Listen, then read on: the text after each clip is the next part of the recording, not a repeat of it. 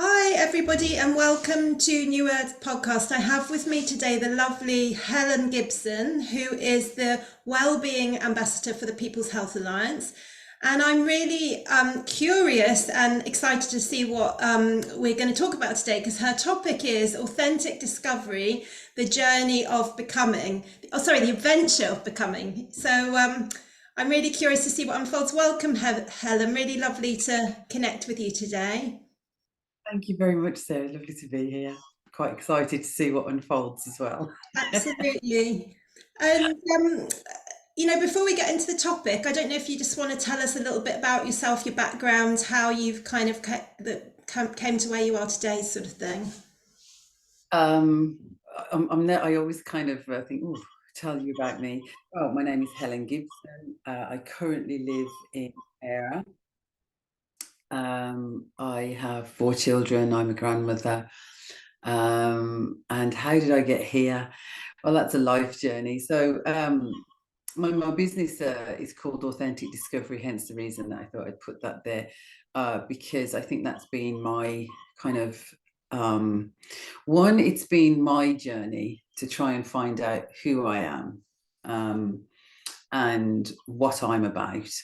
And it's also something that I think is necessary for people to kind of find out who they are and what they're about. So the whole thing is about an authentic discovery of the self, free from what we've been told.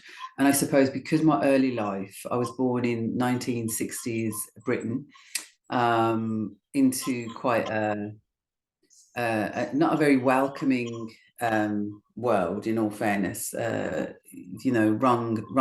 gender, wrong colour, wrong out of wedlock. The whole everything about it was just not right. And I recently learned something about myself that my children go, "Oh, that explains a lot." And for me, it was like, "Oh, really? Does it? Tell me." That I always knew I was born in a hostel for unmarried mothers, run by the Salvation Army. But what I never knew was that I was actually 12 weeks in one of their nurseries, so I wasn't touched very much. And I didn't know that. I'm a hugger, so I even wonder whether my love of hugging is from that kind of deprivation of it when I was younger. Although my mum assured me that she got a job so that she could kind of hold me whenever the opportunity arose. I suppose my life, my early life, was definitely trying to prove that I had a right to be here and that I was worth. I was, I was of worth. I was very angry, so I had a big chip on my shoulders, and I thought, I'll show you, I can do this, I can do that. So I'm actually really good at lots of things, and I'm not saying that to be facetious. I just am. I can do quite a lot of things. And even when I'd done my website, a friend of mine went, "Nobody's going to believe that you can do all of that." And I was like, "But I can." so, um, and so I kind of lived my early life like with a chip on, not even a chip, more like a full tree on my shoulders. I'm going to show you, very, very angry. And then I was working with, and the creative arts have always been really kind of important to me. So I was working with adults with intellectual, physical, and multisensory disability. And okay, yeah. So I was working with adults with intellectual, physical, multisensory disabilities, doing drama and creative arts and a multitude of other things as well as it happens. But and I just knew that something was going on. It was like something's happening here, and I don't know what it is. So I then went and studied drama therapy. So that took me into, which is, my love had been and drama and stagecraft and performing arts, and I performed and different things. But this took me into the psychological kind of realm of it all. So I did my MA in drama therapy, and then I did other courses, psychological courses, I suppose, at cognitive behavioural therapy, post-traumatic stress disorder management, became a mental health first aid trainer, and fed my woo-woo side, even though it's not woo-woo really, sort of angel Reiki, crystals and different things. So kind of really trying to explore all avenues of myself, I suppose. My foundation on a spiritual level is Christian, and reading the Bible. Actually, the Old Testament actually took me away from that. In all fairness, I found the Old Testament quite challenging. I still do, but it is my foundation.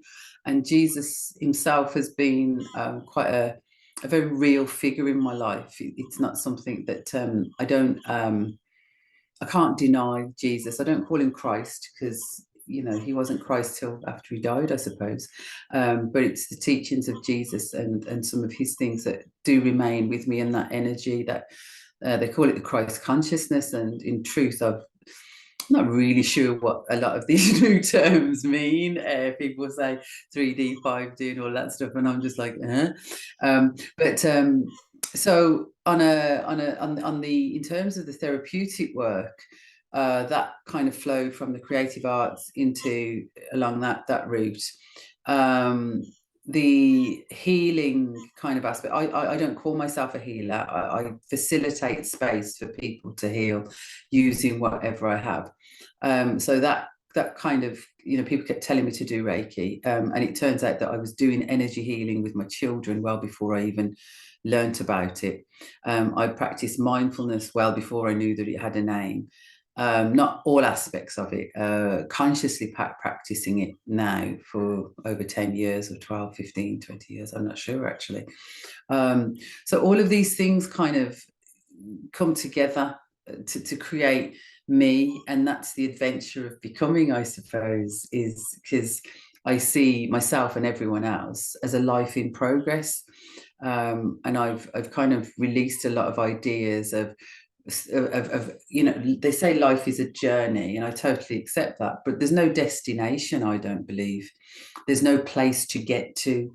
There's no end game. It is just a constant unfurling of who you are. And then I've learned never to say never as well, because what life has shown me is that I'll never do this, and then life throws something at you and you go, oh, okay, maybe I might. So Love that, Helen. Yeah, no, I love that. And I love the, what you're saying about the sort of journey of unfolding and not having a destination. Because, I think a lot of us that have perhaps done a lot of healing work and adventures, it can come from a place of lack, of wanting to be more than what we are at the moment. And actually, one of the most profound places that I came to with my own personal healing was realizing that I might still want to grow, etc., and unfold, but it's from this place of acceptance of myself as I am now. Absolutely. So I love what you're saying there, and yeah. This kind of unraveling, these unique backgrounds that we all come from that makes us who we are, and that can go even further back, like you mentioned, the imprints from the birth of the timing of what was culturally done at that time. We all sort of 60s and 70s, that was what was acceptable, to kind of leave the babies to cry, in another room, sort of thing. So that they have, and then sometimes the ancestral imprints, it kind of coming down through generations, some of these things. So that makes us our unique selves. Absolutely. And really honouring that, because that's who we are, but at the same time, we're always undoing, and there's a potential to undo that and not be limited by it. Oh gosh, yeah, it is about everything that one of the things that both when I'm working with people, I'm under no illusion that that it's for me as well, and that like I was 50 before I was able to look in the mirror and say I love you without any the little voice, or laughing at myself or anything like that, but to actually look at myself and go, I love you, I genuinely love you, I love all that you have been, and there are things in my past that I'm not particularly proud of, or I don't want unearthed or uncovered or whatever. I'd rather they just stay in the past, but that every single thing that has happened to me has created me, and so I love all that I have been, I love all that I am. and I'm going to love all that I become as well, because it's a constant flow. And then when I stop becoming that, I will I will transition into something else, because I don't necessarily believe in death as an end. It's this. We are totally unique. We are totally individual, and there has never been before, and there never will be again, another me, another you. Even no matter what happens, once this body, this physical kind of this denseness of energy is returned to the earth in whichever way it goes, that's the end of this, and everything that this is. And then what it is that's left, the energetic signature of me, the spirit, I don't know what terminology I'm getting. I get quite angry because I'm aware that language, I don't know if we even know what we're saying anymore, because of how things have been changed and perverted and whatever. But whatever it is that makes this Helen, it's never going to be again. It would become part of something else if it ever was. I don't really hold with the reincarnation. It makes absolutely no sense to me. And I've had lots of conversations about this. I absolutely am, all of my past lives are my ancestors, because I am here because of them, and I carry it in my very DNA. And then when I learn about water, and that water holds memory, so I have access to all of those memories, not just through the physicalness of my being, but through the water within my being, because the water is in the DNA is not, as far as I'm aware, it's not a dry thing. It's got liquid in there, which means it has water in there. So that connection, that sense of whatever was and previously is all here now. So yes, you could call it previous lives, but to me it would be my ancestors. So that embracing of all of that as well, and because I was quite frightened to do some ancestral work on my father's side, because I'm very aware that there was slavery involved, and I thought, oh my gosh, it's going to be so painful. But so I did try to avoid it.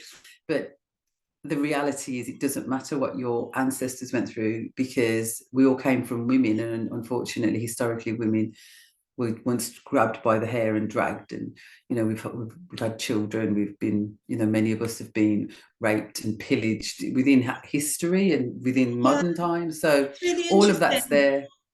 It's really interesting because, funnily enough, last night I run an ancestral healing class, and one of the things that came up last night, we were actually dealing with the effects of war on our ancestry and on ourselves, in the current times. And one of the things that came up was this intermingling of past lives and ancestry. This idea of sometimes, the what we experience as past life was us, our ancestors as well. That was Mm. us, experiencing those things that were our ancestors, because it would make sense that we're reborn in the same family line, maybe not every time, but Mm. it's kind of Yeah. yeah. So Well, there is going to be a family line, because that, up until the point that your particular ancestor was born, all of what was in their parent is there with you. What happened after that is, to them, it doesn't affect you.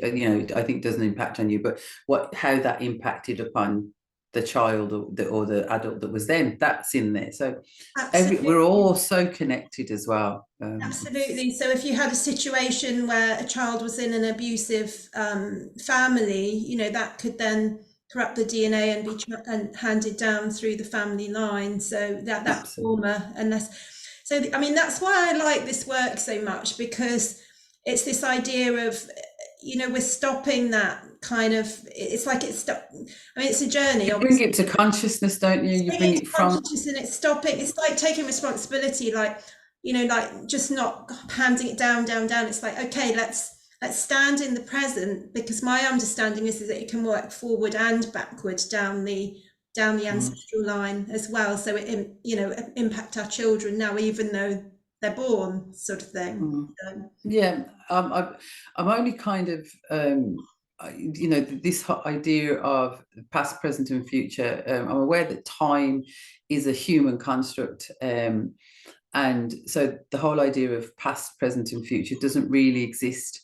And from what I've been hearing in the quantum field. And again, a lot of the terminology and a lot of the stuff that people say when they're saying it, I'm just sitting there thinking, I have no idea what you're talking about.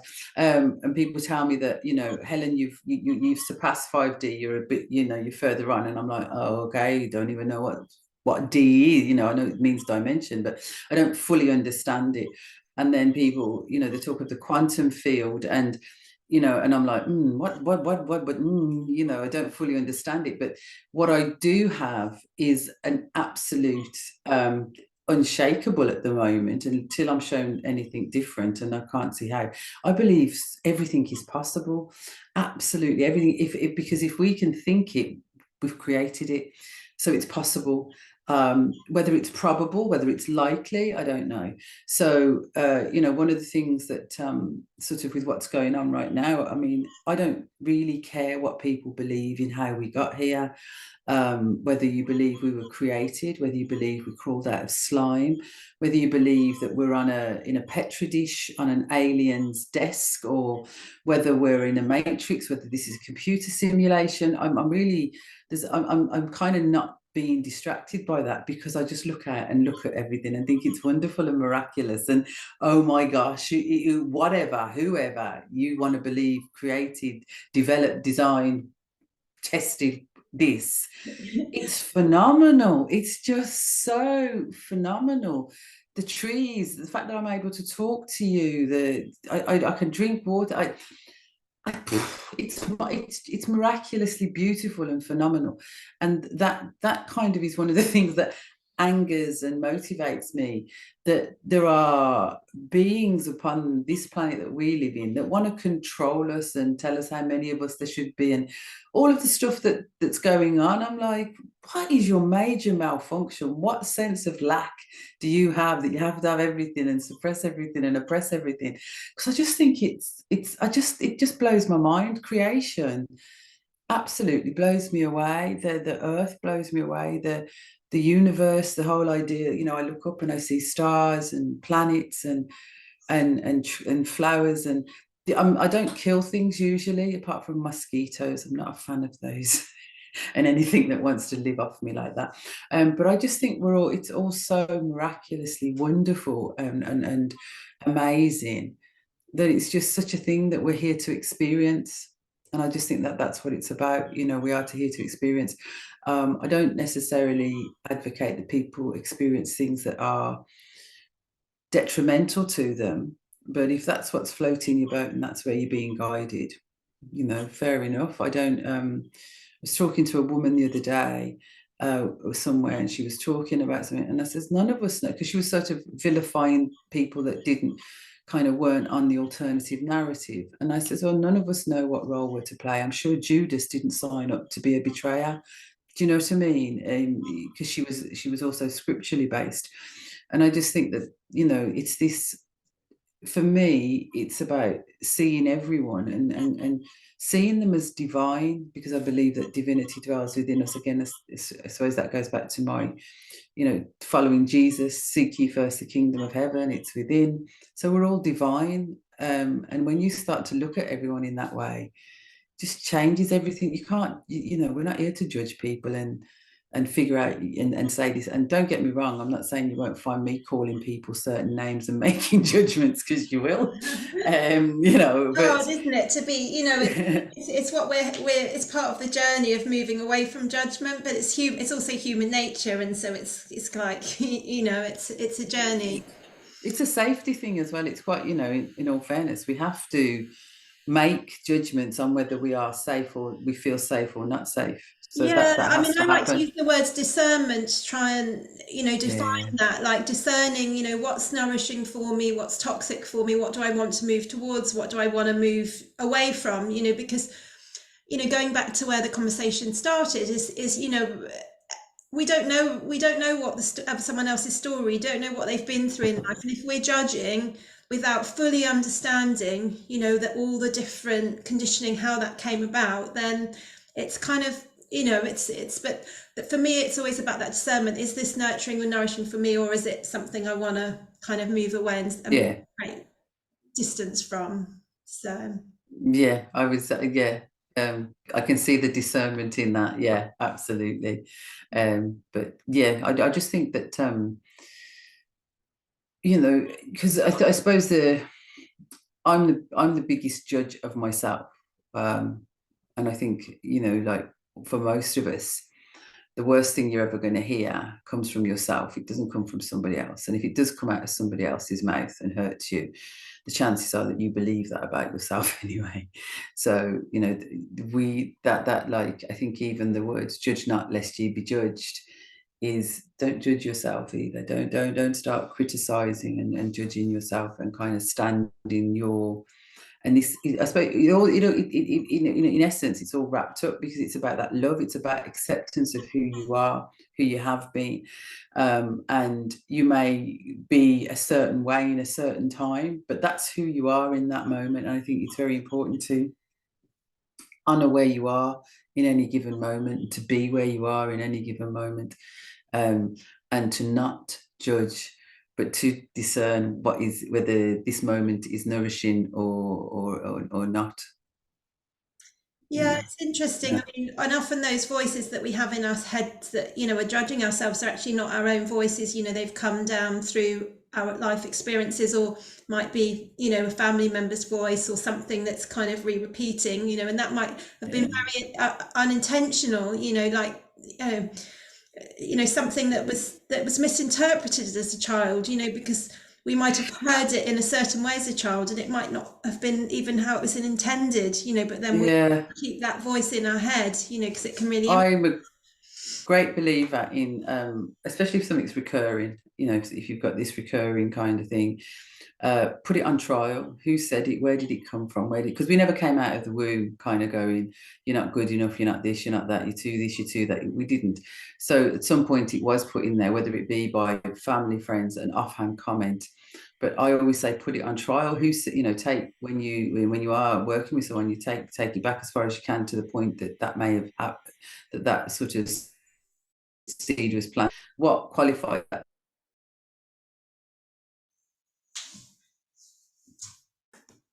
person, watching out and things like that. So it is part of the work that I do, is to go back and find out, well, where did that come from? But in once you've kind of done that, on the major things, I'm not trying to negate the need to do it for other things, but I think where I'm kind of moving towards is the acceptance of it. So I have an imposter syndrome, every now and again, you're not good enough, you're not, who do you think you are? So I've altered my relationship with that aspect of me, because I think everything is about the relationship, and it's about the relationship with the self. So when I become aware of that becoming prevalent, it's like, oh, hello, you're back. What is it that you think? What is it? What do I need to learn here? What do I need to hear? What is it? Is there some value in what you're saying? And that I need to be cautious of or aware of, or is there something there? Thank you for coming. Thank you for highlighting it. You can just go and sit back down. I've got this. So I tend not to, and this does come from that acceptance of self. I no longer vilify aspects of myself. Well, no.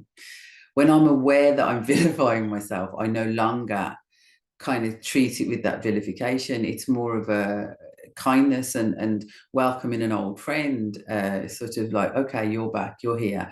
Thought I'd dealt with you, but obviously there's something else that needs to be done here. So, and having a dialogue in that kind of way. And the poem that comes, there's a poem by Rudyard Kipling, isn't there? When you can meet both in the same, then you've become a man.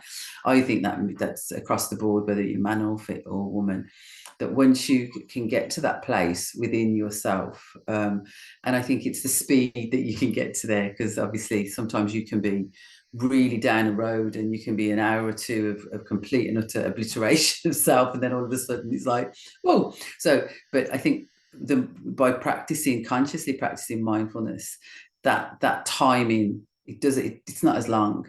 And sometimes it's a choice as well. I call it the mindful moment, when you get to choose what you do with something. So I'm a real road rager. Like, I'm driving and somebody does something, I'm like, like splurging out. And my husband's like, why are you shouting at metal? And I'm going, because the energy carries. right? And he kind of brings my awareness to like, do I want to continue this? Do I want to continue sending that kind of energy? And then I get to choose, and that's my mindful moment. So sometimes when I'm in a place, I can't say that my mindful moment takes me from like, yeah, to, oh. Sometimes it's like, no, you know what? I'm going to carry on being like this, because that's me in that moment. So, yeah. Well, that's the authenticity as well. Is, we can't, this, it's being mindful, but also being authentic. Sometimes there are emotions there for a reason, and we need to acknowledge and work through. We can't just kind of push that to the side. Yeah. So it's Yeah. yeah, it's I think it is about that, like, making people become aware of that mindful moment that you get to choose. I mean, we always get to choose, even if we're unaware of that we've got choices. We always get to choose. Even before I blow on road rage, there's a choice whether I do or not. 9 times out of 10, because I find the energy of anger beautiful. I actually really love that vibrancy of it, and if I can harness that without actually getting angry, then that's great. But I really enjoy that, and I'm aware of that attraction that anger, or the energy of anger, holds to me, or for me. So I am on a road to kind of dispelling the anger, but utilizing the energy of it. It's interesting. I mean, from a Chinese medicine point of view, it's anger is the energy to want to change and grow, to highlight that something's not working, so that we can, make some changes that enable us to follow our path. So it's interesting what you're saying about, utilizing the energy. I love it. It is. I'm aware. I mean, I think I'm even looking like, ooh, because it does it. It's such a beautiful kind of activating, motivating. It serves such a beautiful purpose when, if you're in a place and then you get angry, it can just take you completely, and, like you say, change everything and just take you somewhere else. I think this is a really important conversation because a lot of people, I think particularly English people, because we've been taught it's not safe to be angry, it's not okay to be angry, don't express anger, all that stuff, out in sort of public situations or whatever. That I think it's really important conversation, to have this around anger, because I think a lot of unwellness can be, the repression of some of these kind of, very Absolutely. strong emotions. So yeah, I kind of I think that it is about, because I believe, when people are talking about alchemy, I know it's referred to in metal terms, from transferring making tin to gold or whatever, but I think that we're all alchemists, and it's about that transmutation, that transmuting, altering that, whatever it is, from one to the other. It's like, you get clients that come and they're anxious. It's the same kind of bodily feeling as excitement, but you've attached anxiety, as opposed to, I'm excited about this. So the energy is very similar. So, it's about shifting our mindset and our perception, and what what the energy of it can actually offer and gift us. It's, I have the last 3 years, it's nearly 3 years we've been in this nonsense. People are going, don't be frightened, don't, no fear, no fear, no fear. And I'm sitting there going, oh, I don't know about that, because my fear is a messenger. I have a different relationship with my fear. So telling me not to be frightened when I'm shitting myself. Sorry if that word's not allowed. You do know I've got a potty mouth, and if I'm going to get really relaxed, do we need to put a warning underneath the video? We'll see how it goes. It says underneath the video, is this okay for kids? I might have to. Most of the time. But I really, and this is part of this becoming me. It's to embrace and acknowledge all aspects of me. So my fear is no longer something to, they say the greatest thing, fear is to fear. I grew up very frightened. So again, my relationship with fear, and when I come into contact with certain types of fear, when I was younger, I would have to go, I've got to leave, because I didn't know how to engage with that feeling. It would frighten me, to freeze me, to I would flight. Whereas now, my fear there are still fears that come that don't have a positive impact that it takes time to work on. But most of the time it's like, okay, what is it that I need to be aware of? What's going on? Because fear's there for a reason. It's there to highlight things. It's not there to freeze you. It's there to say there is something you need to be aware of. Yeah. And so I think it's really important that I am frightened, and even just acknowledging that you're frightened can dissipate the fear. Yeah, I'm totally with you, and I sort of took the same view during the lockdowns and everything. You know, for me, it was about embracing the shadow. Because it's kind of like, anything that was coming up for me personally, it's about really examining that and looking at it and working through it, because that's part of me. That's part of the journey. We can't just kind of push everything away and pretend it's not happening. So it's kind of like that journey, and but it's also, fear can immobilize the immune system, so it's kind of, that's part of the, propaganda, as it were. It's kind of like creating that fear scenario that people feel stuck in, and are unable to get out of. So I think in terms of fear, it's an interesting one, because it's important to look at it but not let it take over, so that we can make the decisions as to how we want to proceed forward, rather than just be immobilized by it. Yeah, I think that is it. It's acknowledging, okay, I'm frightened. What do I need to do in order to address this, whatever the situation is, whether it's the external, whether it's something internal, whatever it is, what do I need to do? But first of all, I have to acknowledge that I'm frightened, and then do so. It's that mindful moment again. It's that point of, I get to choose. I get to choose. I get to create.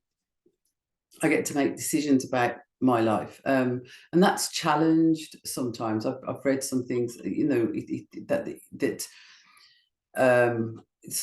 it is challenged quite a lot, actually, that I get to choose, and that I'm creator and master of my own destiny. Because there's if you believe in God, and you're sort of handing yourself over to it, and I'm talking around a Christian kind of, so a Judaic God, that would be Allah, Jehovah, and whatever names you want to call him. It's very much about, my life is yours, so I'm here for you to for your purpose, and so then your choices don't matter. So that's kind of been really challenged on that level.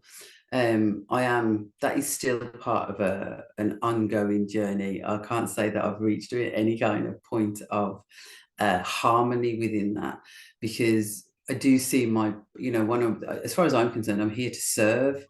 So if I'm here to serve, what my choices are irrelevant, and yet my life is not irrelevant, not to me. So there's a big kind of mush. I'm going to call it a mush. Seeing as you brought this up, I'm gonna be a bit challenging. I hope that's okay. Work away. So, I mean, it's an interesting one, isn't it, choice? Because you could think we have a choice. For example, we go out and we look at a menu, and there's a salad, and we think, oh, we're going to choose the salad. But is that choice coming from all our conditioning about what's good to eat, and what we there's a whole thing behind it. But is it really us choosing, or is it our conditioning choosing? So it becomes a really interesting conversation, and this is part of what I've been doing through these last few years, is really trying to establish, is this coming from the conditioning? Because I think the conditioning runs so deep, because of the ancestral imprints, this collective, consciousness imprints, that it becomes a part of who we are. So the question is do we really have a choice? And I hear what you're saying about the mindful moments, and I think that's slightly different. It's like catching yourself, and I think there's a real value in doing that. But I'm just playing devil's advocate a bit here. No, because it's one of the things, like, if anything, I've always for me, the world has never been right. It's never been fair. It's never been, I've always known that, as far as I was concerned, the Vatican was the seat of the devil. That was just what I believed to be true, and the governments were never there for my benefit. So, but then to see the last 3 years have really highlighted the depth and breadth of the indoctrinations within my education, and the sickness rather than health, and things like that. So and one of the things it's really prompted me to do within my work and within every area of my life actually is why was I taught this? Why do I think this? There's a constant, why was I taught this? For whose benefit? What does this, is this? And this is where there's a beautiful meditation that I like to use and to promote to people, which is the head, heart, gut. So when making a decision, just ask my head, my heart, my gut, is this right for all of me? And that for me is that authentic kind of discovery of what is fully in alignment with who I am and what I'm doing. And if it's not there, nah, that's not right, or both are saying no and then one's saying yes, but whichever way around it is. Again, that's where I do get to kind of go, okay, I can make a choice here. This isn't in alignment with me, but am I going to proceed or not? And then, where I find it quite difficult, not difficult, because I am a person that makes decisions. My husband is a procrastinator, so you can imagine what kind of world we live in. But that, I will make a decision, whether it's the right one or the wrong one. I don't necessarily hold with right or wrong anymore on those levels, because I have no concept of how something else would have turned out. But why do I think the way I think? Who put it there? And does it work for me? Does this actually work for me? Does this work for my clients? I work far more on my intuition now as well. Yeah, I love that. And I love that idea of bringing in the three brains, and working with the head brain, heart brain, gut brain, and really it's that integration, that a really holistic kind of way of working with things. I'm just going to ask you one more question, and then if it's okay, we'll move on to the work that you're doing with the People's Health Alliance, because I'm sure a lot of people would love to hear about what you're doing. Just around this aspect of choice, because my understanding of what we're moving into with the New Earth is, and this is New Earth podcast, it is about that empowerment, about that power of choice, about standing in our power and choosing and having the right to choose. I just wondered if you could speak to that just very briefly. I suppose on that level, one of the, like I said, I don't know if I did say, I believe my purpose, my role, because I've been told that, oh, Helen, I'll follow you. I have no desire to be followed.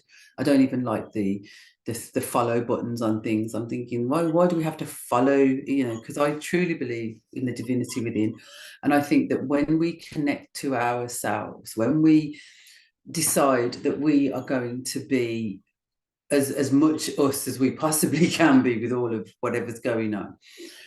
When we walk to the beat of our own drum, when we are one with our divine self, that there is such power in that. And then when we come together, I just think, if we can get out of our own way and just, and that happens when people. So when I'm working with somebody, if this, ego, I'm not saying ego doesn't come into play, because it does, but it takes a second seat, because I'm being true to me, and if you're being true to you, then I respect that. And and hopefully it's reciprocated, and it is reciprocated when everyone stands in their own power, because you're not looking to impress anybody else. You're not comparing, because as soon as you start comparing yourself to others or anything like that, you've lost. It's finished. And as soon as if ever I start finding myself comparing, I kind of go, oh, really? Is that where you are right now? I like to talk to myself like that, because I just it works for me. But that we have to be one with ourselves, and then when we are one with ourselves and we come forward to join with others, it's just so powerful. It's Beautiful. just so powerful. I love it, and I'm totally with you. It's that connection with that divine spark within us that connects us to others, that connects us to nature, everything, and then we're in the flow together, and that's the power flow of life. Yes. Beautiful, beautiful. Yes. Thank you so much. This has been so amazing. So I'd love to hear, what all that you're doing with the People's Health Alliance, because I know that you've got an amazing class coming up, which I'm going to be part of as well, which I'm super excited about. So just tell me a bit about what you're doing. So the People's Health Alliance, obviously they were formed and started, and I was invited to be the ambassador for mental wellbeing. And there was a part of me that was like, really, me? Why would you want me? Which, obviously work needs doing on just how amazing I am. But I didn't kind of grasp that. But I was coordinating Anam Cara. Not sure if you're aware of Anam Cara. So we offer a daily drop-in to people that are struggling, and we're always looking for other benefactors. If anyone has the time to, I'll just throw that out there, if there is anybody that would be interested in joining us to support. So that's one area that I'm in, and that was initially the People's Health Alliance were like, will Anam Cara come and be, and Just we to talk a bit more about that's like a sorry. drop in at the moment. It only has availability certain times of the day, but you're looking to Yeah. extend that so that it's Oh an gosh, yeah. opportunity for people if they're struggling to have somewhere to talk to, go and talk 24 hours a day, which I think is an Yeah, that's the vision. That's the vision. incredible offering. We started in 2020. I started on a Sunday afternoon with one drop-in per week. We now have 5 days, Monday to Friday. There are one on a Monday, two on a Tuesday, two on a Wednesday, one on a Thursday, one on a Friday. And obviously we're looking to make that a 24-hour service. So New Zealand have come on board, Australia are looking, talking with people in America. So hopefully we will be able to cover the full 24 hours. And it is a space where people can just drop in. There's no registrations. There's nothing. You just literally drop in, and we have people that stay off camera. We've had people that stayed off camera and off mic for months. And then you get a little message that just says hello, and eventually they will come. We have people that drop in and out constantly.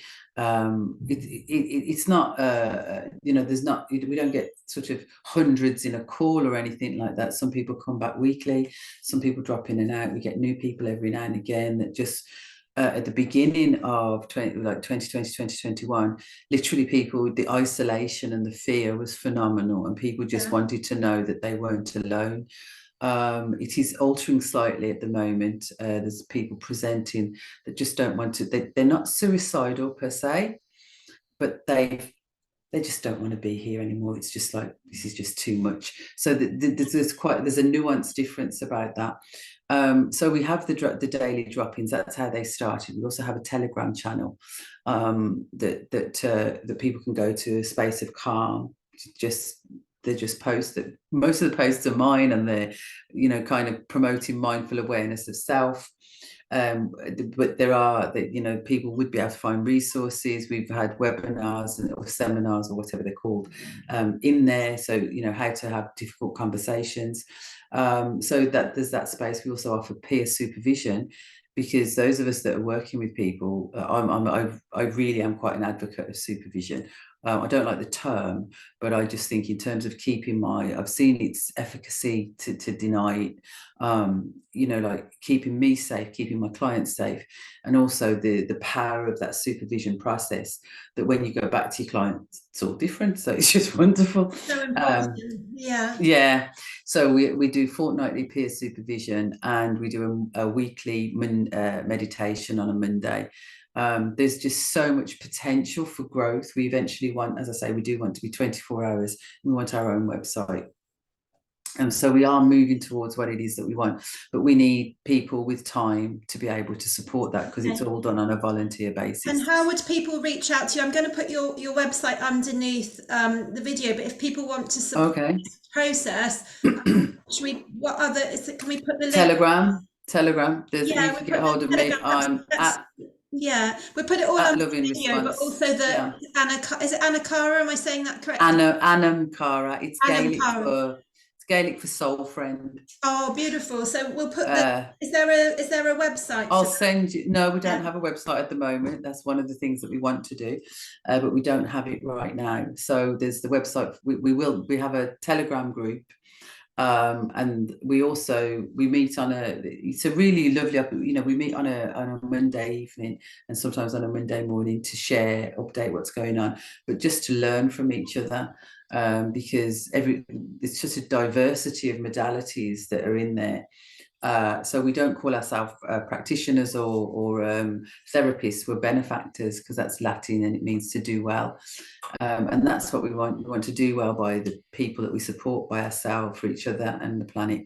So that's Anam Cara. So when the PHA began, we were asked, do we want to become do we want to come under PHA? And we decided that we would remain autonomous, but we are a partner and affiliate of PHA. So we do that work. And I'd been saying for some time that I wanted to write a new program for as some training.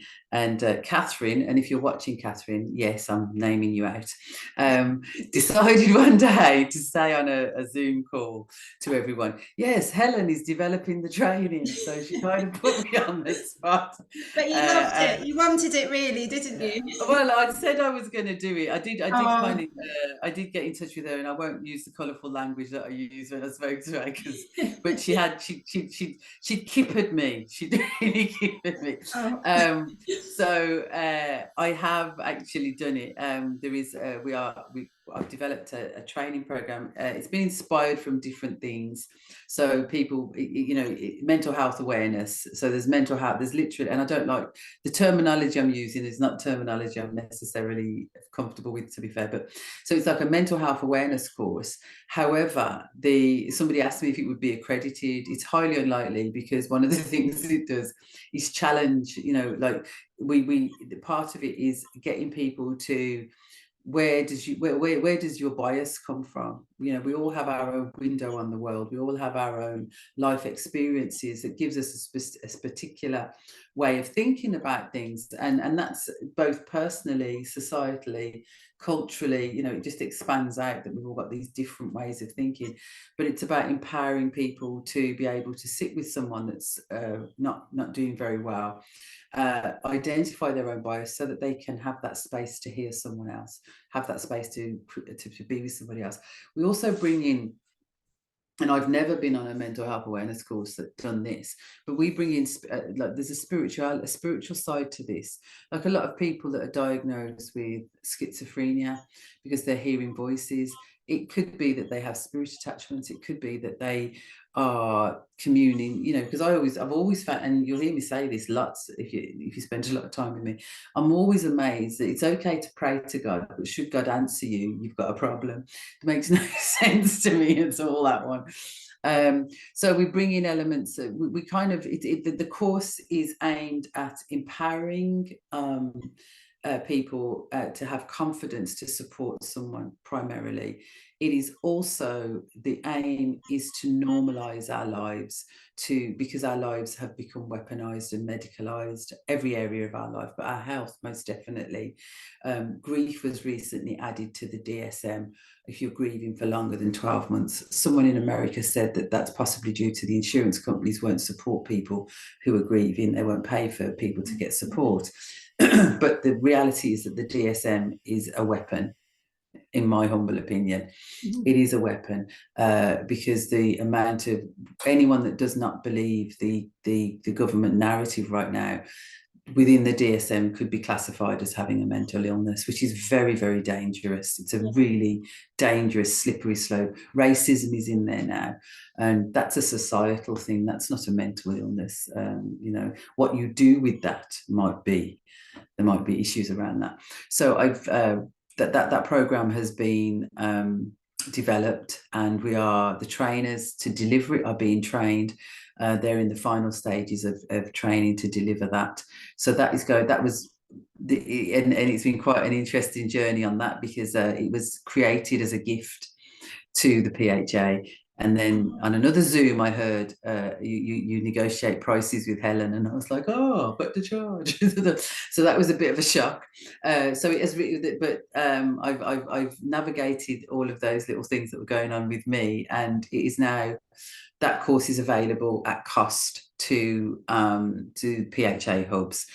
So whether you have it online or you have it in person, there are costs associated, but it is a gift. And outside of that, then there is a set fee for it. But otherwise, because I just really passionate, in all fairness, that people need to know that they're not mad. That we've got to reclaim our lives, and I think this course aids in that. It's also suitable for young people from about 14 up, and I think that they need to be empowered more so than any sort of group at the moment, because their lives, there's such a rise in suicidal ideation within young people, because they literally are looking and they must be thinking, well, what future can I have? What's out there for me? So that's the first assist being well, FAB. It's called FAB. So it's FAB training.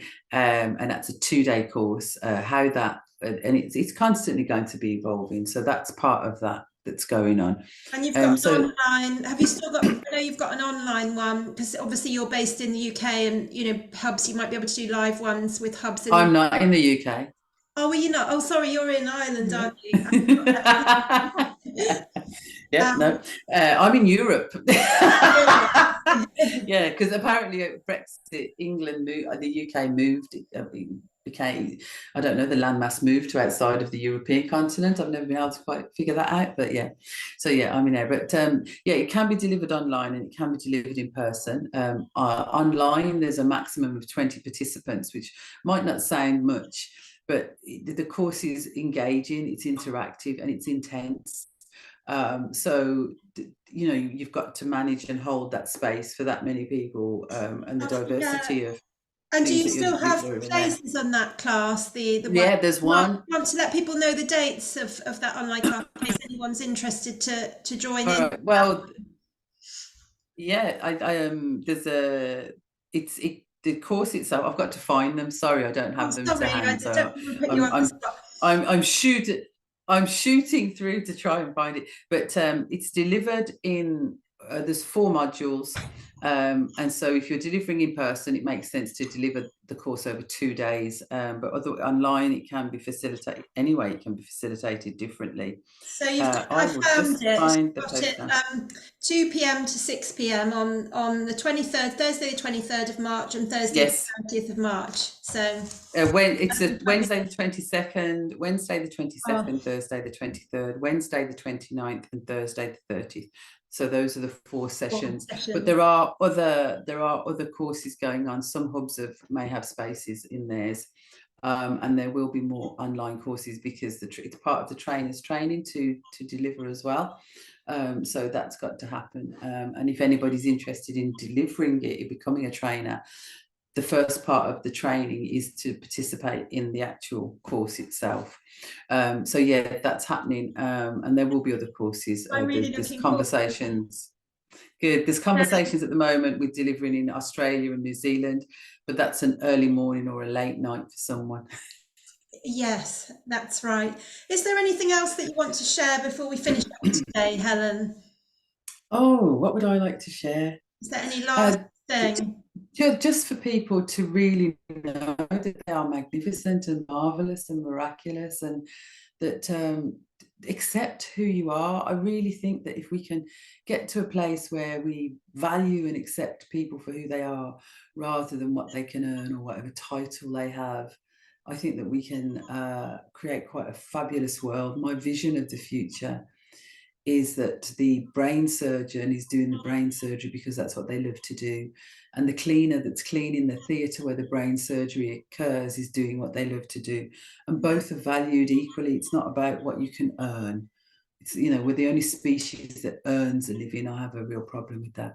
Yeah. So it's to just walk to the beat of your own drum, connect with those that bring harmony, and cause a cacophony of sound that is quite wonderful. Beautiful. I love that.